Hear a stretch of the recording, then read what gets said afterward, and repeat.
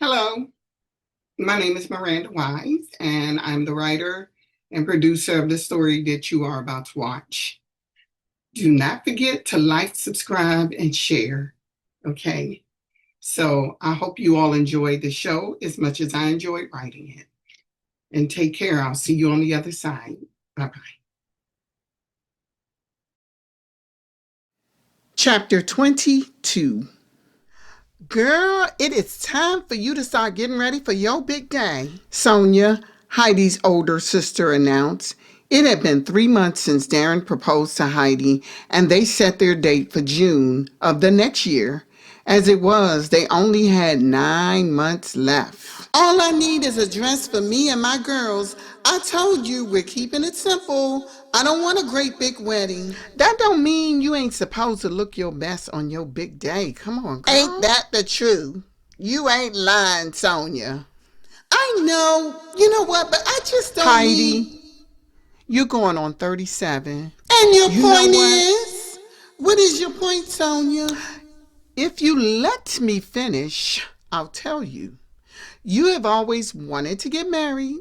This should be as special to you as it was to me when I got married. You deserve that good man that you got and deserve a wonderful wedding. Oh, well, thank you, sis.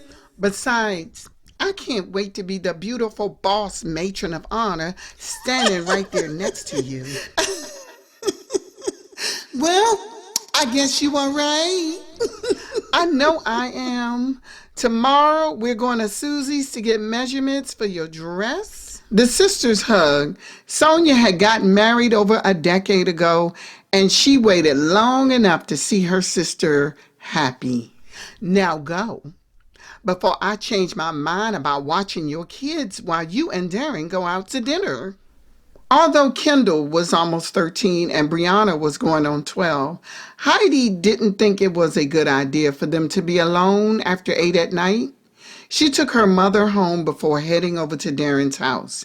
He would have picked her up, but he was late getting off work, so her meeting him at his house would save time. She pulled in front of the massive home and got out. He was taking her to her favorite seafood restaurant, so they did not have to dress formally.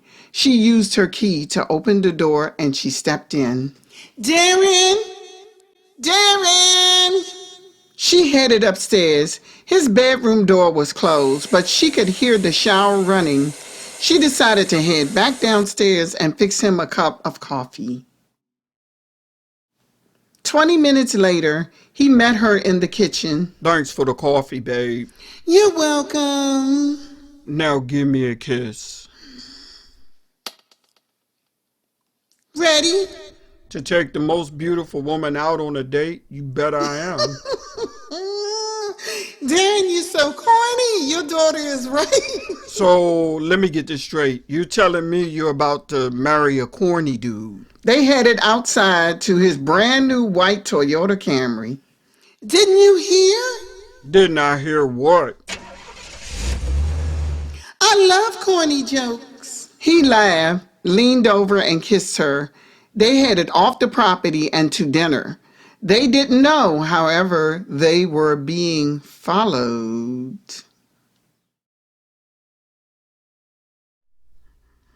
I've never seen you order all you can eat before.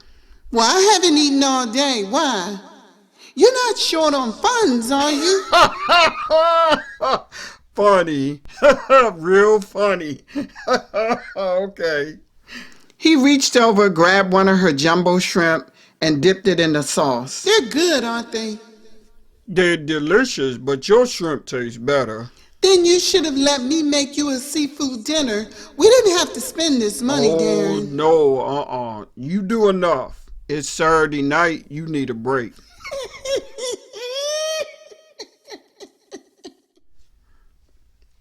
I think you still don't believe you deserve someone who really loves you, Heidi. Her nervous laughter told him so. How had he been so adept at reading her, though? No, she still didn't think so. Not that she thought she wasn't worthy, but she had baggage. The society and the manosphere had her believing she did not deserve a high-value man. I'm working on it, Darren. I really am. You know what? Even if you didn't know how to cook, I would still love you. And do you know why? Why? Because of the person you are. A person should be measured by character and not always capabilities, you know? Yeah, well, that's true. Thanks, Darren, and I feel the same about you. Once they were done eating, they decided to take a stroll down River Road. Darren would have offered to take a ride in the boat, but he knew she had to be up early Sunday morning to take her mother to morning worship. They held hands, laughed, and joked. You know what? It sure is like warm out here for late September, ain't it? Yeah, it is, but I wouldn't trade living in the South for all the gold in Fort Knox. Neither would I.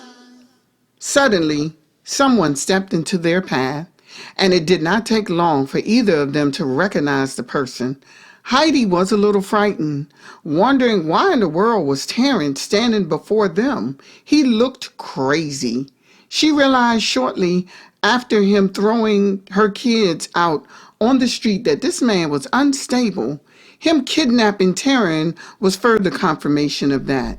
May I help you? Darren spoke up. He was 6'4", and Terrence's much smaller frame was no match for him. I still got a score to settle with you, sucker. Heidi wondered what could he do with Darren, who didn't look at all scared, but Darren looked irritated. What?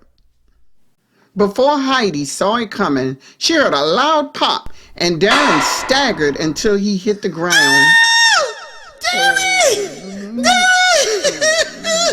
Darren! He grabbed the right side of his chest and groaned in pain. She pulled out her phone. Fillmore County 911, where's your emergency? We're on River Road, right across from the Crofton Hotel. My boyfriend's been shot. Please don't die, Darren. Please, baby, I'm here. Ma'am, where on his body was he shot, and what is your name? My name is Heidi Archer, and he was shot in the chest. Okay, just calm down, okay? Please, send somebody. Ma'am, we have the police and ambulance dispatched on the way. Just stay on the line with me. Is the shooter still there? No, he ran. Okay. Do you know the person who shot him? Yes, his name is Terrence Carpenter.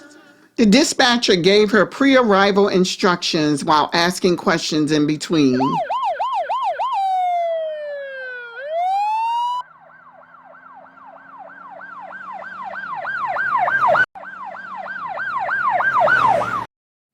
Hearing the sirens gave her hope. Darren was still hanging on. Bright lights appeared around her as several officers arrived, followed by an ambulance. The medics hurried over and began working on Darren. Heidi was so distraught she couldn't even focus on the officer who was asking questions.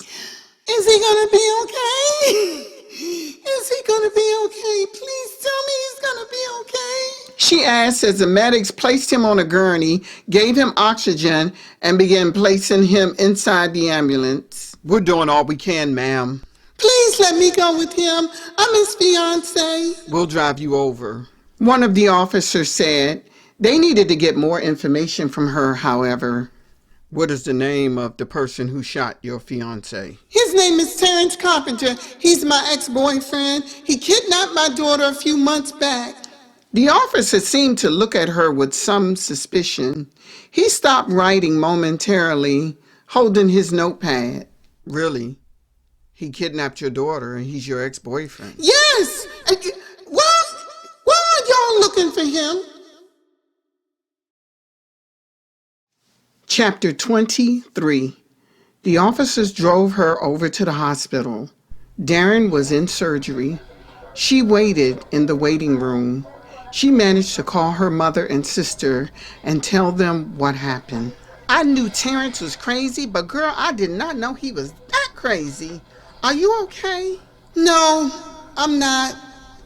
I just hope he pulls through, Sonia. Oh, he will.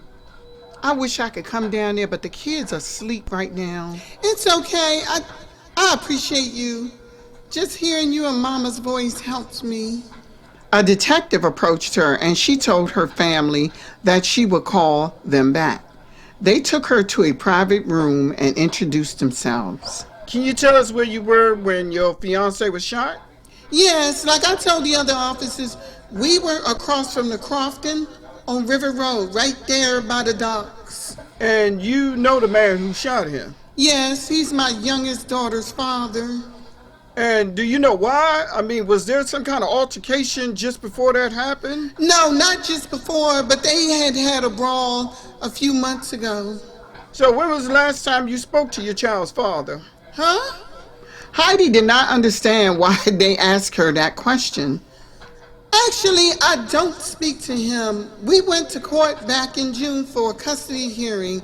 He hasn't even picked up my daughter since then, although they gave him visitation. So you guys don't talk? No, we have no reason to other than to discuss my daughter, and he never calls and asks about her. He never calls her. He doesn't do any of that. And how old is your daughter? She's 8. She'll be 9 in a couple of weeks. Does she call her father? No, she doesn't. Do you know why that is? No, I don't. But she's free to call him if she wants. I don't make my children do whatever they don't want to do. She barely knows him anyway. I see. Ma'am, do you mind if we check your cell phone? The other detective asked. She did not understand why they wanted her phone, but she had nothing to hide, so she handed it over. What is your child's father's phone number? She gave him the number while the other one scrolled through the phone.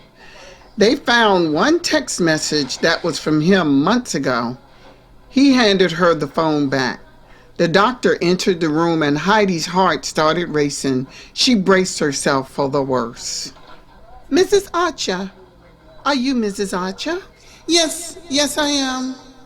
I'm Dr. Richards. We were able to remove the bullets. It didn't penetrate much, but he's stable. It went just beneath his flesh. Oh, thank you so much, Doctor. I appreciate you. Thank you. You are welcome. So, can I see him? When can I see him? He's been prepped for recovery. We'll be back to get you. She was relieved. We'll also be in touch, Miss Archer, one of the detectives said before they left. She headed back to the waiting room where his co-workers Jeff and Myrick were waiting. She hurried over to them. I'm so glad to see y'all. Thank you. I'm so glad to see y'all. Jeff hugged her. Are you okay? I'm making it, Jeff. How did y'all find out? I'm listed as one of his emergency contacts. Oh, thank God. That's good. So, do you know who shot him? Yes, it was my ex-boyfriend, but I had nothing to do with it, Jeff. I know you didn't. Wait a minute. How do we know that? I mean, seriously, like, how do we know that? Myrick cut in. In what way would it benefit me to set Darren up? Now, you answer me that, Myrick. Women like you don't need to set up a brother. Just your past alone sets a brother up. What? No, you didn't. Oh, yes, I did. He closed the space between them and continued. I said it. I said what everybody else need to say.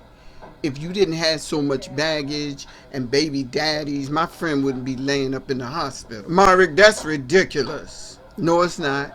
No, it's not. It's Ye- not ridiculous. Yes, it is. Because check yes, this it out. is. Yes, it is. Hold up. Now, how in the world Hold would she up. know? Jeff, let me handle this. I got this. She turned to Myrick and said, you know, I'm so tired of you treating me like I'm beneath you.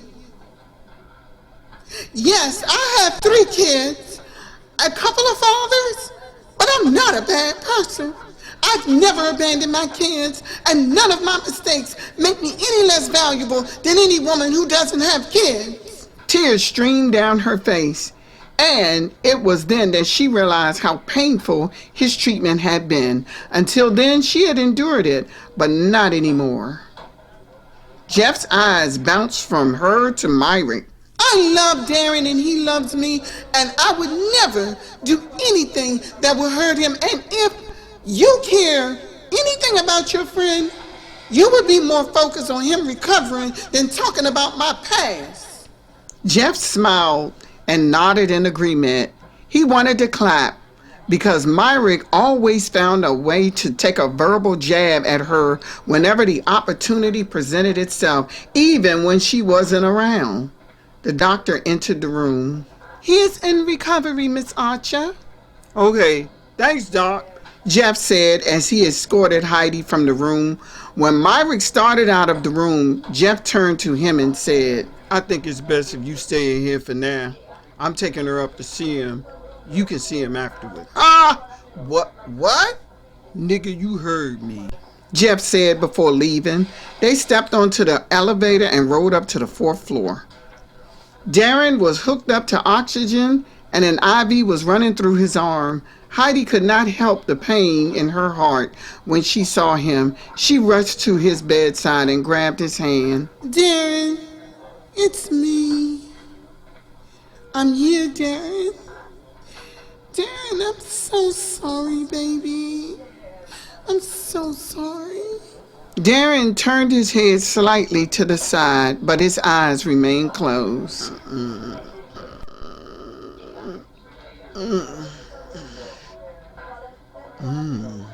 He grunted, and his eyes fluttered open. He could barely see, but he managed to smile. I'm here, D. We're all here, Jeff said. Heidi sat in a chair near his bed and took his hand. She wiped her tears with the other hand. Jeff left the room and returned shortly with Myrick. Heidi did not know what Jeff said to him, but the other man behaved himself once he entered the room. The guys left a couple of hours later. Heidi had called Danya and told her she promised to be down by morning, stating she was leaving campus. Chapter 24. Heidi did not know where she was when she woke up. She was reclining in the chair in Darren's room. She looked over at him. He was still sleeping. She grabbed his hand. Good morning, Darren. He took a deep breath before trying to open his eyes. A nurse came in, looked at his vitals, and checked his IV. I think he's going to need another dose of painkillers, the nurse said. Is he in serious pain? Well, the last dose is wearing off. A doctor came in and checked him. He checked the bandage that was covering the gunshot wound. He's getting better. I see the wound is getting better.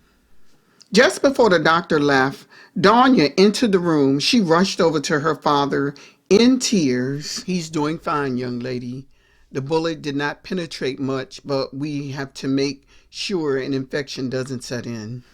Danya hugged Heidi after the doctor spoke to her. Thank you so much for calling me. Thank you. Oh, I was scared the whole time down here. Heidi explained more details to Danya about the incident. Did they catch him? As far as I know, they haven't. Heidi was on pins and needles. They needed to lock Terrence up. Sonia had taken the children over to her house by then to make sure they wouldn't be in any danger. They wanted to come to the hospital, but Heidi did not think that would be safe. Danya, do you want some coffee? She figured she would give Danya time alone with her father while she went to the cafeteria. No, but I could use some orange juice. Okay, I'll be right back. She headed up to the cafeteria and grabbed a coffee for herself and an orange juice for her soon-to-be stepdaughter. She wasn't hungry. She talked to her children over the phone before leaving the cafeteria. Ma, is he gonna be okay? Yes, he'll be okay, son. When are you coming home? And how long do we have to stay at Aunt Sonia's house? Brianna asked. I'll be home today, okay, babies?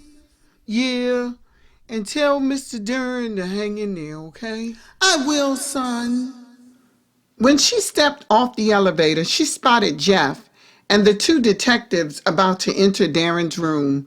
She hoped they had an update. She hurried down the hall to his room. Darren was awake and she was thankful. When he spotted her, he smiled and held out his hand. She headed over after sitting down to coffee and handing Danya her orange juice. "Hey, sweetie, how are you?" I'm better now. He smiled again and offered her a kiss. "Any pain?" I'm a little sore. The doctor called and informed us that you were awake, Mr. Drummond, one detective said. Yeah, I just spoke to the doctor. "Well, we found your assailant. He's in county jail." When? "He was apprehended about an hour ago." "Thank goodness." "Miss Archer, we found him in your neighborhood. We don't know what he was doing there and he would not tell us." "Probably about to do something to her," Jeff said. Then he really would be sorry. "We will handle this, Mr. Drummond," the detective said. Shortly after that, they left. Heidi finally sat down and held his hand. "You know what? I'm going to let you two talk. Come on, Jeff, let's get him some time," Danya said. She wants to give us some time so she can go down the hall and call that boyfriend of hers. "Come on, Darren, you're funny. You know what? But you know what? Before we go there, let me just say I'm so sorry because you know what? If it wasn't for me..." He placed his finger over her lips. Shh. Don't blame yourself. I knew you had 3 kids long ago.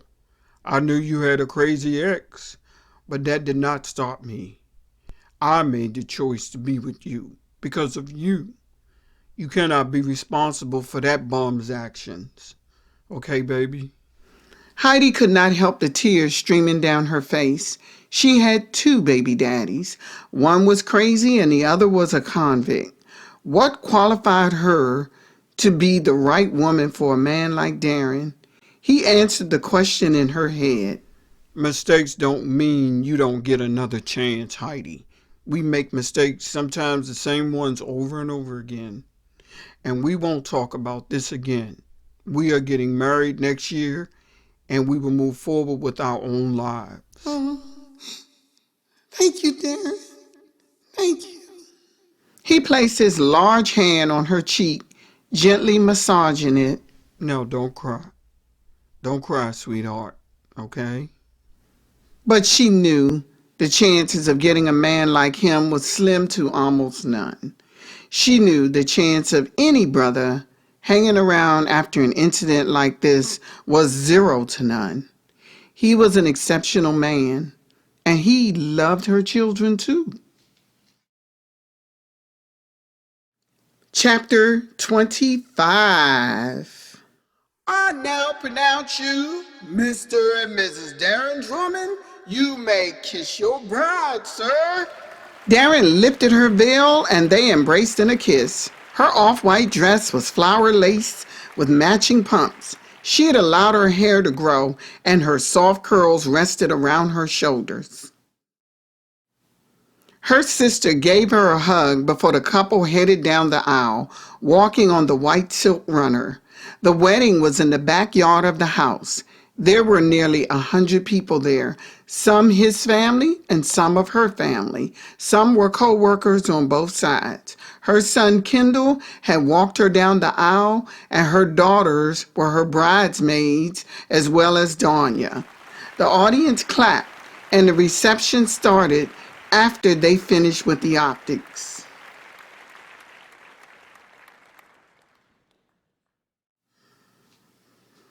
Hours later, they changed and headed to Sonia's car. She was taking them to the airport. They would spend their honeymoon in Botswana. Heidi had always wanted to visit there ever since seeing the series #1 Ladies Detective Agency with Jill Scott. She never thought she would be able to spend 2 weeks in the one country she had always wanted to visit. He placed the last suitcase near the door. Heidi headed down the stairs. She was donned in a pair of jeans and a white button-down shirt and white sandals. The last of the guests had gone, and he had hired a crew to clean afterwards. Letty would be staying at the house with the children while the couple spent time overseas. They hugged her. "We're gonna miss you, Mama," Brianna said. "I'm gonna miss y'all too. Y'all obey your grandmother while I'm gone, okay?" Letty hugged her daughter and said, "Oh, they're gonna be fine, but I want you to have a good time, baby." Before leaving, Darren called her into the kitchen. Heidi wanted to know what he wanted that he offered her to join him in the kitchen. "Okay, Darren, what's up? We're gonna be late for our flight." Baby, I wanted to show you something. "Okay, what?" He held an envelope. He removed the document from it and showed it to her. It was the deed to the house. He had both their names on it. She put her hands over her mouth and gasped. "Oh, Darren, you did. You didn't. No." Yes, I wanted you to be assured that you have just as much right to this property as I do. I want you to know I'm serious. You're my wife, Heidi. What I own, you own. Well, what about Danya? You know it's just like you to think of others before you think of yourself. But Danya has her property too. You remember that townhouse I was fixing up? Oh, yeah. Oh, thanks, Darren. He leaned down, kissed her again. Now, let's go, Mrs. Drummond. He grabbed her hand and they headed to the car. The children waved from the porch. Sonia backed out of the gravel driveway and headed out. Woo! We're on our way to Botswana! Yes!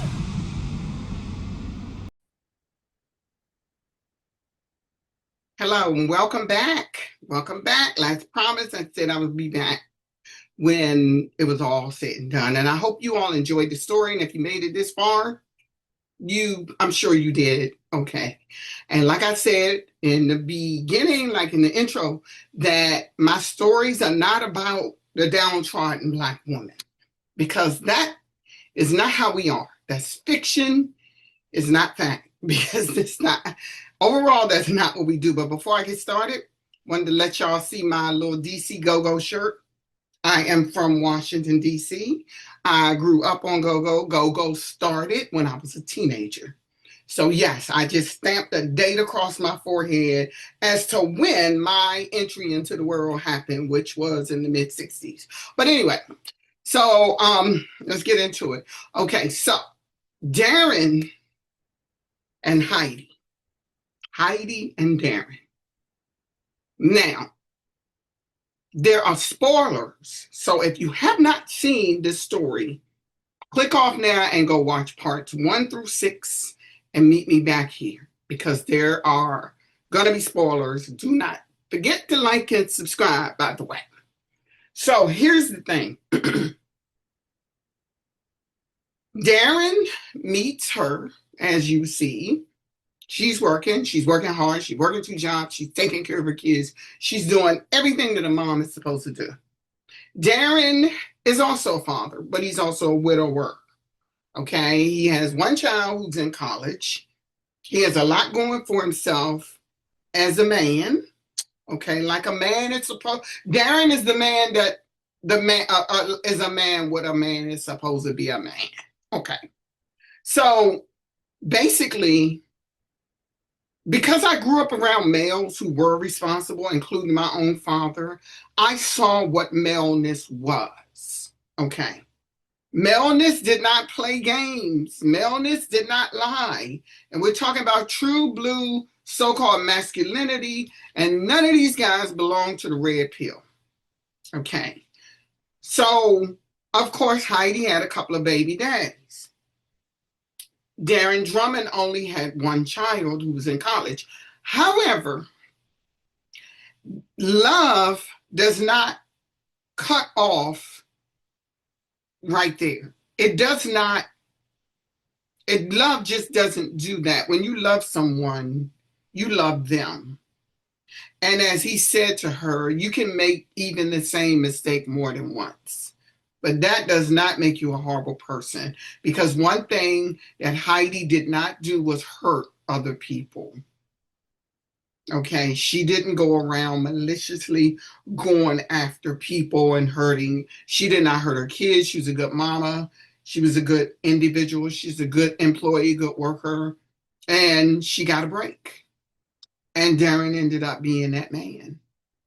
And he ended up being not, we should never look for people to save us.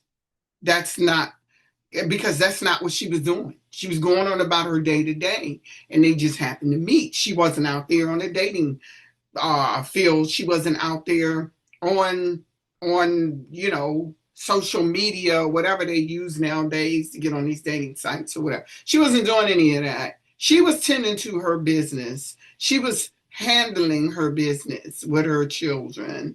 Okay. And he just happened to cross into her life. They ended up crossing into each other's paths. So someone may say, well, wow, why would he take her and she got 3 kids? Well, I just explained it. Because love is not conditional. It's not, if she had no kids, he probably still would have loved her. But then again, her character as a mother, what made her be the person she is, could have been because she was a mom. And so that may have pulled up the seriousness of her about how she looked at life.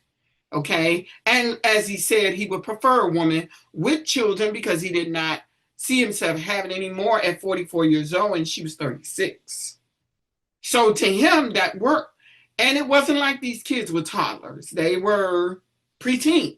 One of the youngest being 8, but the other one being 11 and 12 or 12 and 13, however, depending on the time span in the book. So these are all the reasons why that Darren did not mind, or these could be some of the reasons we could say that Darren did not mind. It's not like he got with somebody that just got out of a relationship a month ago. She had not been in a relationship for at least 4 years. And that was implied in the story. Now, as we move along, Darren starts to get to know her. She starts to get to know him. She's not rushing anything. She's not looking for a daddy for her kids. She is letting this flow in a natural way, and so is he. But his manly instincts start to kick in whenever somebody wants to act like they want to hurt her. So when that baby daddy came in and did not return that child the way that he was supposed to and had Heidi worried, that angered Darren. Because he had already knew that Terrence, with his dusty self, had put her and her children out in the street. And to a man like Darren, you don't do that to women and children. You are a coward. You're a punk. Okay? So that's the way that Darren was looking at Terrence. You're a coward. You haven't taken care of your kid for over 4 years. You haven't seen her in just that long. The child's 8 years old now. She barely knows who you are. And then you have a nerve to starve her and all of that, and then basically kidnap her. Oh no, Darren was like, nah. So that's why he handed Terrence his behind. Okay. Because men protect. But protect from who? Ooh, degenerate men. So a real man is going to protect his family, his woman, and his loved ones from degeneracy. And that's what he was doing. Now, a lot of people may say, well, he shouldn't have got involved in it. Well, check this out. We can look this up on the flip. Here's the thing. Why are the same people that may say, if I was Darren, I never would have stepped in that or whatever and fought the baby daddy. because he kidnapped this child and had Heidi about to lose it. Okay, y'all can say that. But are y'all saying that Terrence shouldn't have done what he done? Are y'all saying that Terrence is is what they call dusty or whatever? Are y'all saying that? He's smoking, drinking and driving, got that little girl locked in that room, okay? And she frightened, don't know what to do. She ended up escaping, good for her. But at the same time, Darren is doing what Terrence should have did for his child, protected her. And just because a person is a father doesn't mean they are worthy of, of it, or a mother. Just because I have a brother right now who got a kid by a woman that she shouldn't even be around her own son. And I'm going to just put it on out there. I don't care if she hear me. She shouldn't even be around her own son. Just because you gave birth don't mean you worthy of your child. Just doesn't mean any of that. So Terrence was not worthy, okay? And now you have this other man ready to step in and take care of your kids, and you pop up out of nowhere after Heidi hasn't seen him in a long time. When was the last time he saw Taryn, the little girl? And all of a sudden you pop up because you happen to see Darren and Heidi out walking, having a night stroll, and now you jealous and you hating, so you got to go and you got to disrupt her life. So if anybody want to say that Darren put his life on the line for Heidi and she wasn't worthy of it, that's what Terrence should have did when he was with her. That's what he should have done. Why didn't he do it? And a woman having a couple of kids, even if she has more than one father, does not make her a bad woman. Does not mean that she deserves to struggle for the rest of her life. Because where are the men who planted that seed? Where are they? She was not out there sliding down the pole. She was out there working, waitressing, getting her tips, busting her behind, and then going to another job to do the same thing. And it was a good thing she had her mother and her sister. She had a support system, because that's what we should do as women. We really should support one another. And this is the way I see it. So I'm not a down on your luck type of writer. When I write about romance and I write about relationships, I write about reality too. And reality, part of reality is that there are some women who do what they need to do to take care of themselves. But she didn't hate men for it. Yeah, the first father of her first two children, which, by the way, she put space between, wasn't like she was hopping out of this one and going to that one. Okay, and like Darren said, sometimes we make the same mistake more than once. But she learned her lesson. Okay, it might take a couple of times, couple of bumps before we learn our lesson, but she learned her lesson. Okay, and this is the reason why I wrote the story the way that I did. Because she was not a person that felt sorry for herself. And what I was doing was bringing to light how sometimes this is what we do, and these are the bumps that we have, but we get up and we continue to try to grow and to try to move on. And Terrence, being the punk that he is, because he couldn't beat Darren with gloves off, he had to go get a gun and try to handle it that way. These people were minding their business. Where you come from, Terrence? All of a sudden, here comes Terry. Where you come from? All of a sudden. And this is what people do sometimes. You know, they don't want you. They don't want to see you happy. He threw her out on the street, threw her clothes out in the yard. She didn't look back. She went on about her business. Years later, oh no, how dare she get somebody better than me? That's what Terry was about. Terrence was about. So Darren, being the man that he was, He didn't jump in front of a bullet. He didn't see it coming. That's what that was about, too. But he did the right thing by her, and she did the right thing, and it wasn't fair.